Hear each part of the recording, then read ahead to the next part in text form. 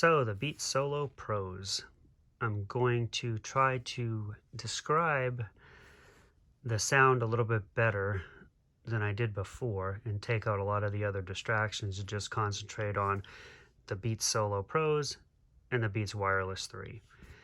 And the best way I can compare these two is, for those people that are interested in buying either one of these, they both sound great, but when listening to them side by side, there is a great difference. And the best way to experience that is go to your nearest Apple store, because they have these out there, and even the Studio 3s. And I don't think it's fair to put these against the Studio 3s because they both have noise cancellation, but the only difference is Studio 3s are over the ear and these are on the ear. And realistically, they compare to these, to be quite honestly, even though this would be a better version of this. And the only other way I can describe it is, older stereo units had a switch on them. Some of the newer ones still have it, but the older units, the real old units, used to have a switch that had mono and stereo. And that's the best way I can describe this. If you listen to these headphones, it's like you're listening through a mono channel. And then when you put these on, it's almost like you flip the mono channel to stereo. That really comes close to the sound difference of these two headphones. If you were really into stereo equipment back in the day, you know exactly what I'm talking about. Mono would be a lower tone. Everything would be a little bit kind of just muffled a little bit. And then when you went to the stereo switch, everything was loud, crisp, and just there. And the only other difference between that in these two is if you put these on like you're flipping to stereo, you would just lose a little bit bass, because in this sound signature, they took that bass and put the energy elsewhere.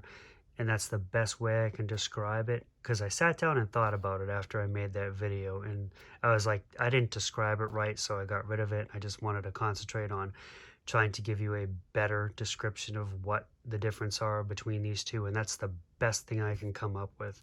Like, these are a mono and this is a stereo channel. That comes really close to how the difference is.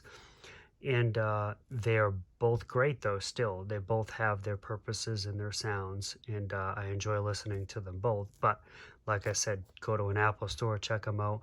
But I guarantee you won't be disappointed in this purchase. Do I think they're worth what they're selling them for? You could. I think they could possibly be about $250 maybe, but still,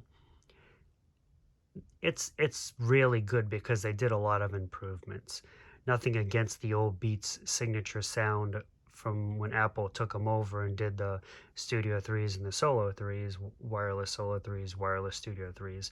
Those are great sounding headphones, but these, they really did an awesome job. They sat back, listened to everybody's input, and just went with it.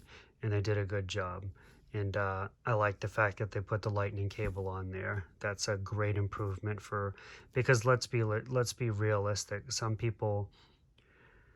Most people hate it on Beats anyways, and a lot of people in my generation love them because a lot of people in my generation grew up with real bassy car stereos, and we were just into amplifiers and stereos, so we love it.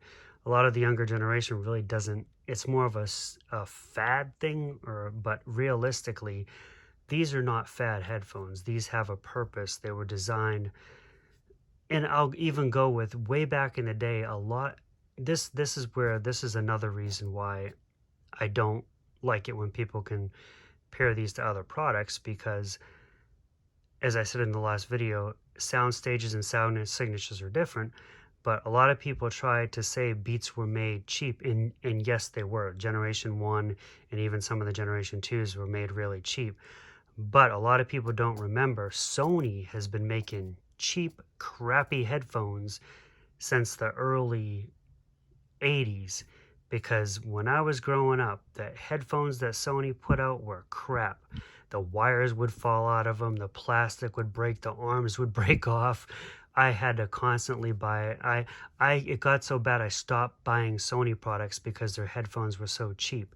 I used to buy like JVC, Magnafox, Philips, um, Casos was a company back then. There were so many headphones back then, but Sony made really cheap, crappy headphones. They used to break all the time, and one side of the wiring would stop working. They were just crappy headphones, and that's why I really don't buy Sony products in the headphone department because of what I've experienced way back when I was a kid. They just made really crappy quality construction parts. I mean, the speakers were good, but the rest of the body, it's almost like people complain about Beats. Well, Sony was like that back in the 80s and like that back in the early 90s.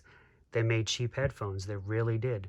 And Beats was the first headphone company out there besides your stereo headphones that went with your home stereos that actually took the idea of taking the wires out of the headphones and having just the headphones, and you could put any wire into them. That way, if the wire broke and the headphones were still workable. You know, you weren't, if the wire went bad, you still could just switch out the phone wire and keep going.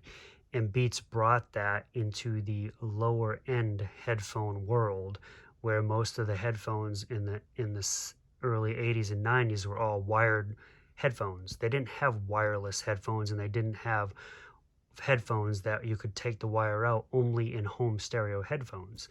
So Beats brought that world into the portable headphone world, and it made a big difference. That's one of the other reasons why they became so popular, is because some of their revolutionary ideas towards headphones bring them out there. But video's getting too long, and I highly encourage you to buy these. They're a great set of headphones. And that's it, guys. Take it easy.